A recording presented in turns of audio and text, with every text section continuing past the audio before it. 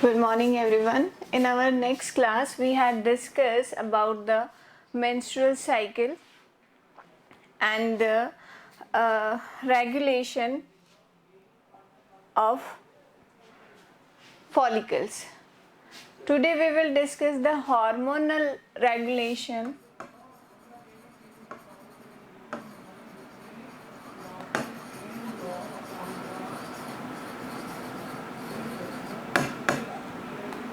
in menstrual cycle.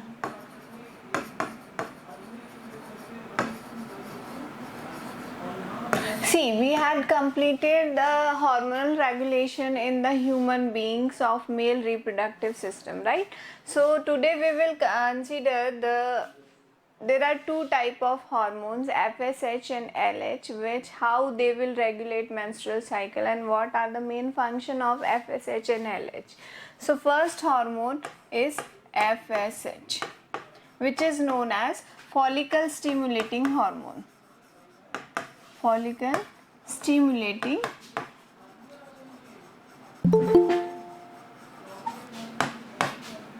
hormone.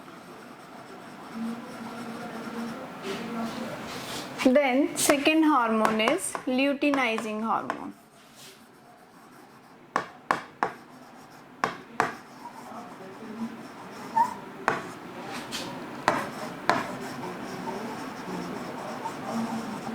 Now how they both will work?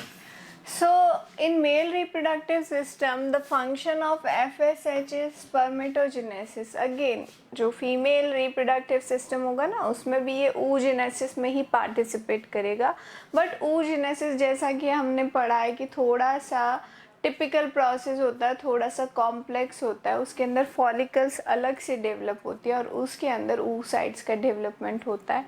तो बस वही इसका क्लियर नेम से आपको समझ में आ रहा होगा कि फॉलिकल्स को कंट्रोल करेगा, उनके डेवलपमेंट को, उनके रेगुलेशन को, सब कुछ जो है वो FSH करता है.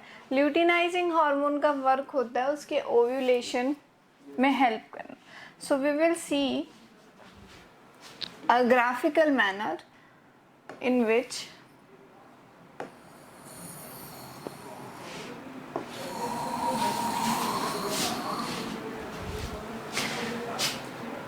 here we are talking about the hormonal level. This is the days of month from 1 to 30. This is 15 days, 13, 14, 15 and 16. These are the middays. Now देखो हाइपोथैलेमस से क्या होता है, गोनेडोट्रोपिन्स रिलीज हार्मोन का रिलीज किया जाता है और वो हाइपोथैलेमस से जो रिलीज हार्मोन होते हैं वो FSH RH होता है और LH RH होता है. वो कहाँ जाते हैं, एंटीरियर पिट्यूटरी ग्लैंड पर जिसका नाम है एडिनोहाइपोफाइसिस, वहाँ पे जाते हैं और एडिनोहाइपोफाइसिस को टारगेट किया जाता है FSH और LH के रिलीज के लिए. जैसे ही FSH और LH रिलीज होते हैं तो ये काम जो है शुरू होता है. तो आप देखेंगे कि FSH का जो पीक आता है वो लगभग 14-15 डेज पर ही हाई पीक रहता है. ठीक है, this is the FSH hormone. और उसके बाद अगेन इसके अंदर क्या है, रिडक्शन स्टार्ट हो जाता है. एक मिनट,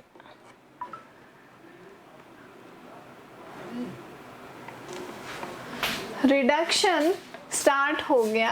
FSH मतलब ये 15 डेज पे सबसे ज़्यादा प्रेजेंट होता है, बिफोर 15 डेज ये ज़्यादा प्रेजेंट होता है. देन दूसरा हार्मोन है जो एग्जैक्ट मिड मेंस्ट्रुअल साइकिल के मिड पे एकदम से पीक पकड़ता है और वो है LH और उसके बाद उसके अंदर रिडक्शन आता है. तो this is the LH luteinizing hormone and this is the FSH follicle stimulating hormone. कहाँ दोनों आप देखेंगे 15 डेज के आसपास, आफ्टर 15 डेज नहीं, बिफोर 15 डेज के आसपास दोनों के अंदर पीक होता है। तो FSH का एकदम से बढ़ना, FSH का नाम क्या है, फॉलिकल्स, मीन्स इसके अंदर फॉलिकल्स जो है डेवलपमेंट ज़्यादा होने लग जाएगा, या फिर हम ऐसे कह सकते हैं जितनी ज़्यादा फॉलिकल्स उतना ज़्यादा FSH। तो फॉलिकुलर फॉर्म भी देख लेते हैं कि ये है प्राइमरी oocyte, तो इसके अंदर ये फॉलिक्यूलर सेल्स, ये आप इस तरीके से देखिए। फिर ये है secondary oocyte,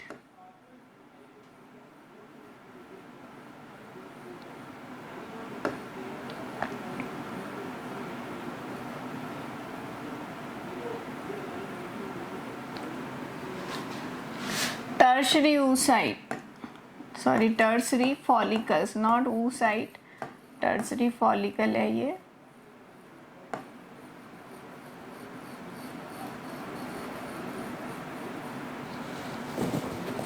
with antrum cavity, ये एंट्रम कैविटी है इसके अंदर। और finally there is a Graafian follicle.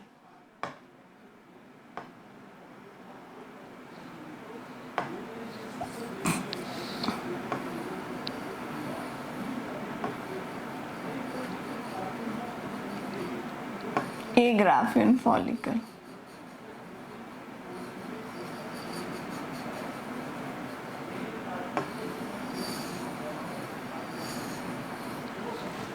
Complete Graafian follicle बन गई। ये क्या है, primary follicle, these are follicles. This is the secondary follicle, this is the tertiary follicle, and finally it is a graphene follicle.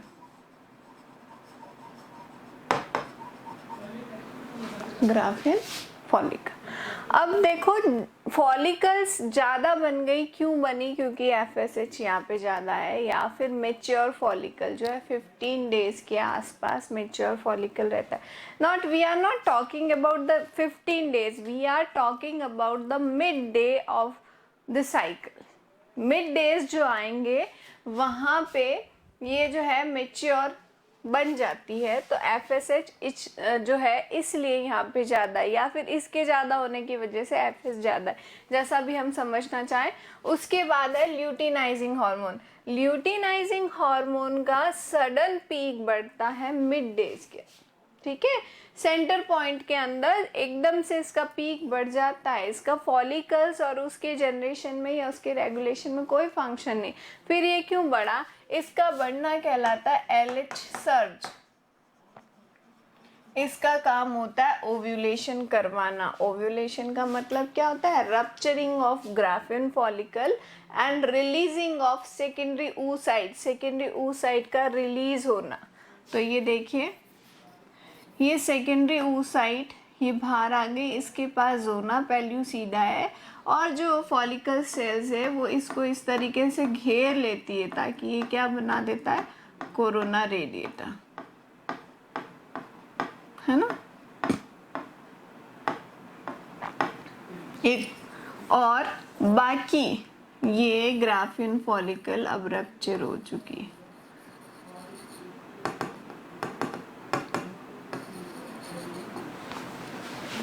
इसका peak बढ़ना means ovulation करवाना। ये क्या है, दिस इज द ओव्यूलेशन। तो ओव्यूलेशन जो होता है हमेशा मेंस्ट्रुअल साइकिल के मिड डेज के अंदर होता है, ठीक है, मिड डेज के अंदर हमेशा ओव्यूलेशन होगा। इसके बाद अब ये तो अगर फर्टिलाइजेशन हुआ तब तो काम आ जाएगी, तो इसकी कहानी तो अलग है। लेकिन ये जो रप्चर हो चुकी है अभी, क्या ग्राफिन फॉलिकल कहाँ जाएगी, किस तरीके से डैमेज होती है, तो ये क्या बना लेती है, they will prepare corpus luteum. Follicle ये ruptured follicle which is known as corpus luteum.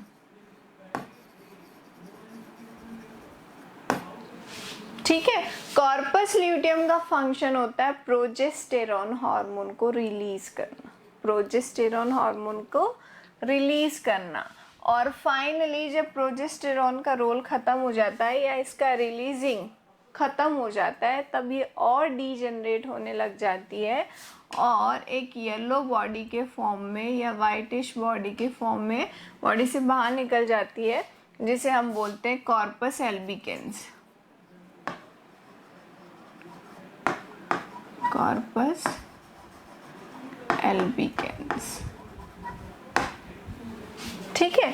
तो ये तो है फॉलिकल्स, कि फॉलिकल्स किस तरीके से डेवलप होती है।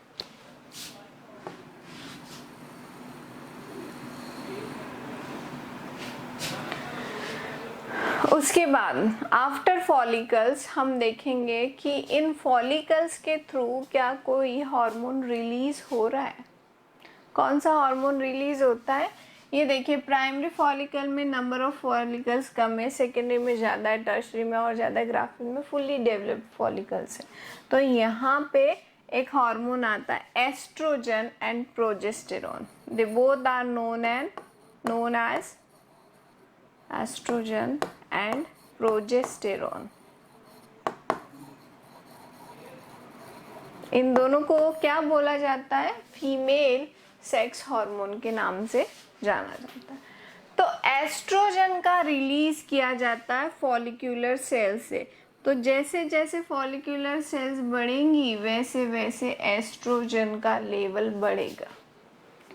क्यों बढ़ेगा, क्योंकि ये फॉलिक्यूल्स के थ्रू ही आगे बढ़ रहे हैं। फॉलिक्यूल्स जो है वो ही इनको रिलीज करवा रही है, ठीक है। फॉलिकल्स जो है, जितनी ज़्यादा फॉलिकल उतना ज़्यादा ग्राफियन।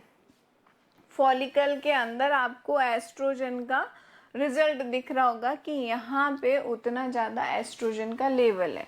और फिर देखिए अब ये बन गई कॉर्पस ल्यूटियम, यहाँ पे फॉलिकल्स है ही नहीं, तो ये अपने आप जो है रिड्यूस होता चला जाएगा, ठीक है।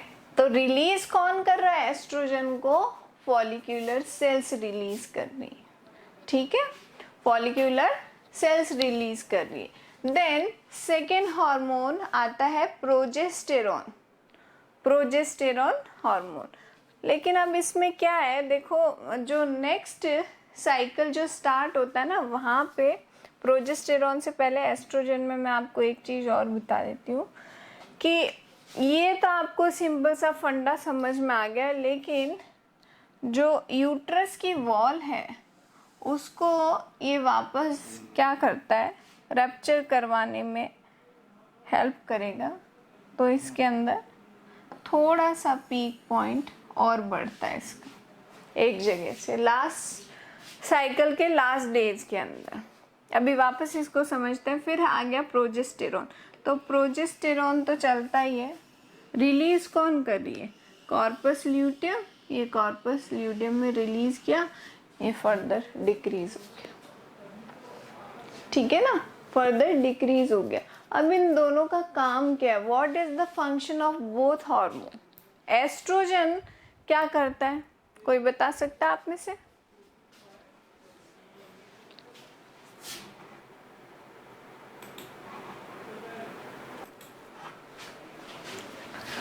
सी, एस्ट्रोजन का लेवल क्यों बढ़ रहा है, आपको समझ में आ गया फॉलिकल्स के थ्रू। यहाँ क्यों बढ़ रहा है, we will discuss this later. Progesterone का लेवल क्यों बढ़ रहा है, ये ल्यूटियल फेज जो स्टार्ट हो गई, कॉर्पस ल्यूटियम रिलीज करती है। और प्रोजेस्टेरॉन का काम क्या है कि यहाँ पे जो भी यूट्रस वॉल डैमेज होके रखी थी उसको वापस से ये क्या करेगा, रिपेयर करेगा, ठीक है ना। ये वापस से रिपेयर करना स्टार्ट कर देगा। तो प्रोजेस्टेरॉन सिर्फ रिपेयर करता है किसको, कौन सी वॉल को, एंडोमेट्रियम को। क्यों करता है, क्योंकि उसको एस्ट्रोजन ने डैमेज कर दिया था। प्रोजेस्टेरॉन का काम है एंडोमेट्रियम का रेगुलेशन करना, किसके लिए, कि ये तो इसलिए तैयार हुआ कि यहाँ पे तो रिलीज हो चुकी है सेकेंडरी oocyte, अब फर्टिलाइजेशन होगा, एम्ब्रियो बनेगा और उसका इम्प्लांटेशन होगा। तो वो इम्प्लांटेशन के लिए एंडोमेट्रियम का हेल्दी होना बहुत ज़रूरी है। इसलिए आप देखेंगे इन दिनों में आफ्टर 15 डेज जो रहता है, एंडोमेट्रियम की वॉल जो है काफ़ी अच्छे से थिक होने लग जाती है और उसके अंदर rich blood supply and other nutrients जो है वो फुल हो जाते हैं। तो ये फंक्शन होता है प्रोजेस्टेरॉन का। एस्ट्रोजन का काम है, देखो यहाँ पे बड़ा है, अब सडन डिक्रीज आता है और सडन आपको रेज नज़र आ रहा है। क्यों रेज नज़र आ रहा है? क्योंकि यहाँ पे ना वापस बैक से न्यू साइकिल स्टार्ट हो गया है। अब ये कह रहा है कि भाई फर्टिलाइजेशन तो हुआ ही नहीं है, तो इसको रेज होना पड़ेगा। और ये क्या करता है, ये फाइनली यूट्रस वॉल को वापस तोड़ने का काम कर देगा। तो ये यूट्रस वॉल को ये यहाँ से इस तरीके से तोड़ देगा, जहाँ जहाँ आपको रेस नजर आ रहा है ये टूट गया यहाँ तक। This is the damaged condition. क्योंकि एंडोमेट्रियम हेल्दी किस लिए हुई थी? उसको हेल्दी करना था इम्प्लांटेशन के लिए, बट वो तो हुआ नहीं, फर्टिलाइजेशन तो हुआ नहीं, तो अब उस हेल्दी वॉल का फंक्शन ही नहीं है। तो अगेन यूट्रस अपनी वापस प्रॉपर पोजीशन में आएगा, उसको डैमेज करेगा। तो ये एस्ट्रोजन का काम है। इसीलिए ऑरल कॉन्ट्रासेप्शंस जो है एस्ट्रोजन और प्रोजेस्टेरॉन के फॉर्म में दिया जाता है। ये मैंने क्वेश्चन आपको पूछा लेकिन आपने आंसर नहीं किया, क्योंकि आपको मेरे ख्याल से अभी ये पूरा कॉन्सेप्ट याद, आप पढ़ते ही नहीं हो या समझ में नहीं आता तो पूछते भी नहीं हो, जो भी प्रॉब्लम है। सो ये साइकिल आप देख रहे हैं यहाँ से स्टार्ट हो जाता है। First cycle in the puberty, उसको हम क्या बोलते हैं? Menarche condition. ठीक है, ये मेनार्क होता है फर्स्ट साइकिल। और ये जो साइकिल स्टार्ट होती है 3 to 5 डेज तक रहता है, जिन्हें हम मेंसेस बोलते हैं। And this is very important because it puts lot of questions in your class 12th examination as well as in NEET examination, because there are say 3 to 4 concept. First is hormonal concept, you had studied in 11th also, endocrinal system। तो ये 11th को भी साथ में लेके चलेगा। यहाँ पे 2 हार्मोन और आ जाते हैं, एस्ट्रोजन प्रोजेस्टेरॉन। तो 4 हार्मोन के फंक्शन है, प्लस इनका रेगुलेशन किसने किया था? तो कंप्लीट एंडोक्राइन है, गोनाडोट्रोपिन्स वाला। उसके बाद इनका रेगुलेशन क्या है, कौन से डेज के अंदर है, और why they are raising and falling again and again, and how the wall of uterus, उसको किस तरीके से मेंटेन किया जा रहा है। तो वो सारा का सारा जो है इस कंप्लीट एक चार्ट के अंदर बताया जा रहा है। ठीक है, ये है रेगुलेशन मेंस्ट्रुअल साइकिल का। अब हम स्टार्ट करते हैं फर्टिलाइजेशन के। फर्टिलाइजेशन जो है वो किस तरीके से हो रहा है ह्यूमन बींग्स के।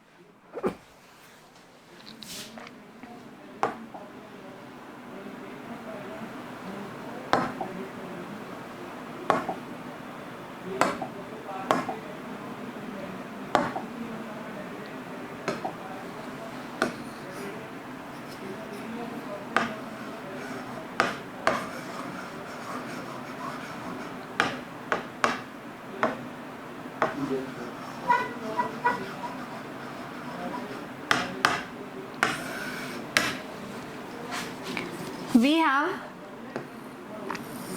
this is the secondary oocyte and this is the plasma membrane of secondary oocyte. Secondary oocyte का plasma membrane. Then there is a zona pellucida. किसकी बनी हुई है ये लेयर? zona pellucida की, ग्लाइकोप्रोटीन्स की। और इसको सराउंड करने वाली सेल्स हैं ये।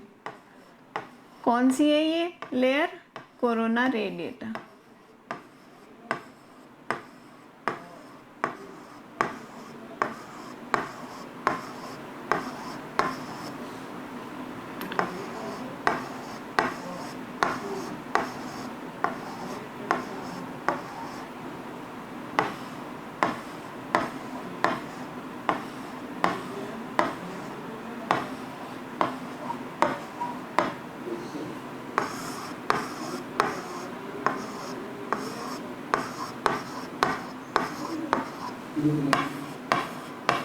ये कोरोना रेडिएटर प्रेजेंट है इस तरीके से,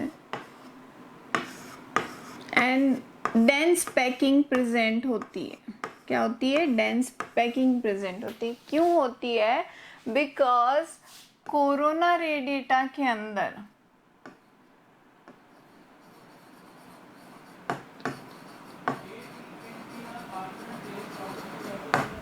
ये जो बनी हुई होती है, it is made up of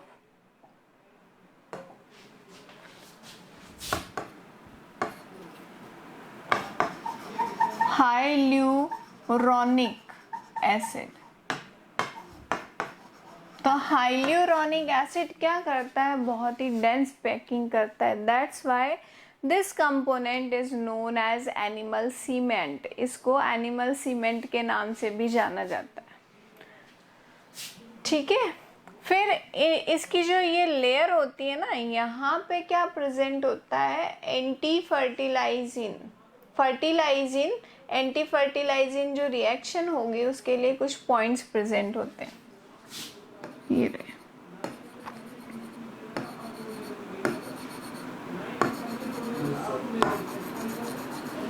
ठीक है, these are the fertilizin, anti fertilizin sites. Clear? Now अब है क्या कि स्पर्म आते हैं ट्रेवल करते हुए। जैसे ये एक स्पर्म यहाँ पे आ गया, दूसरा स्पर्म, बहुत सारे स्पर्म आएंगे। तो देखो, सबसे पहले तो स्पर्म की एंट्री कहाँ से होती है?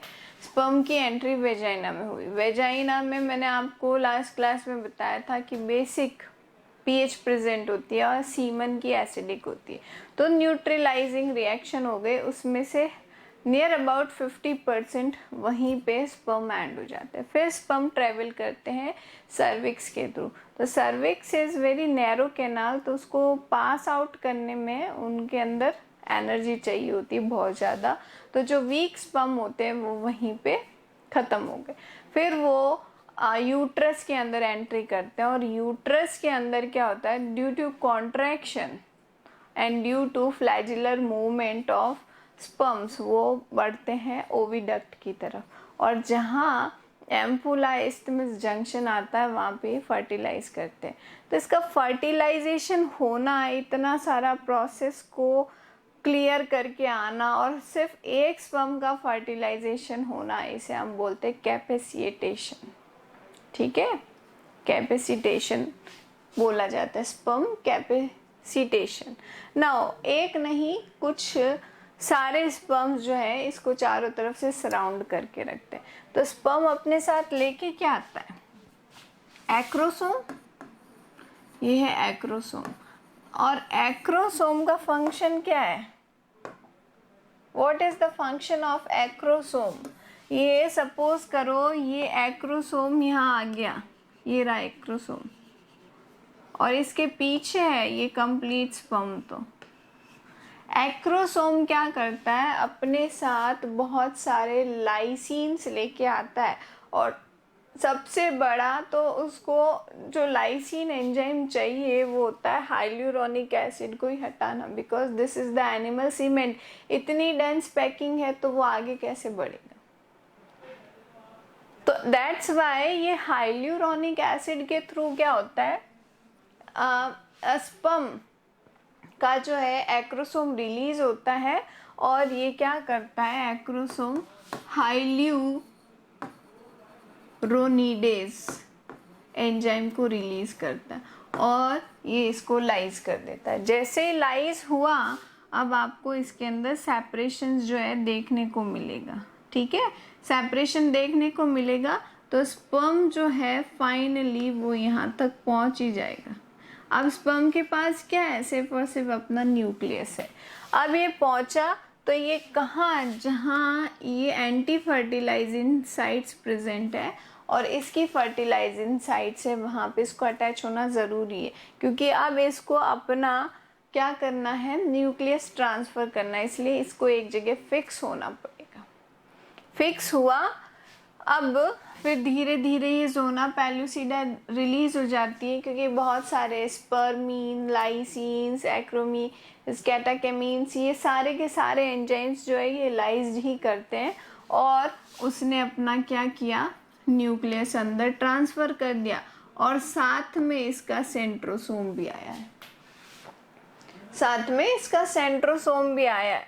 और फिर फर्दर ये लाइन जो है डेवलप हो जाती है, वापस से एंट्री नहीं होने देती है किसी भी स्पर्म की, और ये सब का सब जो है हट जाता है, सिर्फ ज़ोना पेलुसिडा रह जाती है।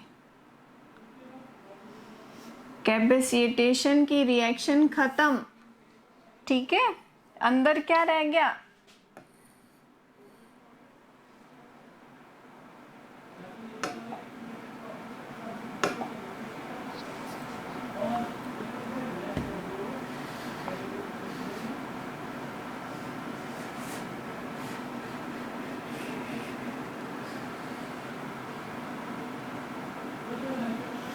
एलाइज्ड हो गया। अंदर क्या रह गया, अब ये लेयर बन गई, and this is the zona pellucida, बाहर की तरफ ही ज़ोना पेलुसिडा। अब ये है क्या, this is the nucleus of secondary oocyte, secondary oocyte का न्यूक्लियस है। तो अब देखिए इसके अंदर क्या होगा, अगेन जो है स्पिंडल रेस बनेगी। कौन बनाएगा, ये proximal centriole, proximal centriole spindle rays बनाएगा। और इस न्यूक्लियस के अंदर आप इस तरीके से सेपरेशंस देखेंगे कि क्रोमोसोम्स यहाँ आ गए, दूसरे क्रोमोसोम दूसरी पोल पे चले गए, ठीक है। और ये स्पर्म का न्यूक्लियस तो है ही है। फिर फर्दर मोर इसके अंदर एक न्यूक्लियस तो बन जाएगा ऊटेड वाला, एक छोटी पोलर बॉडी बन जाएगी, और अब ये है स्पर्म का न्यूक्लियस। अब इन दोनों के बीच में क्या होगा, फर्टिलाइजेशन। फर्टिलाइजेशन होने के बाद ज़ोना पेलुसिडा अभी भी साथ में है, और जैसे ही फर्टिलाइजेशन हो गया ये ज़ोना पेलुसिडा है, और इसके अंदर ये डिप्लॉइड न्यूक्लियस बन गया, ठीक है। अब ये जाइगोट क्या करता है, धीरे धीरे ओविडक्ट से बाहर आता है, और फाइनली अब इम्प्लांटेशन की प्रोसेस स्टार्ट हो जाती है। But before that we have to study the cleavage. हमें क्या पढ़ना है, क्लीवेज के बारे में भी स्टडी करना पड़ेगा। तो क्लीवेज किस तरीके से होता है वो हम नेक्स्ट क्लास में स्टडी करेंगे। Yes.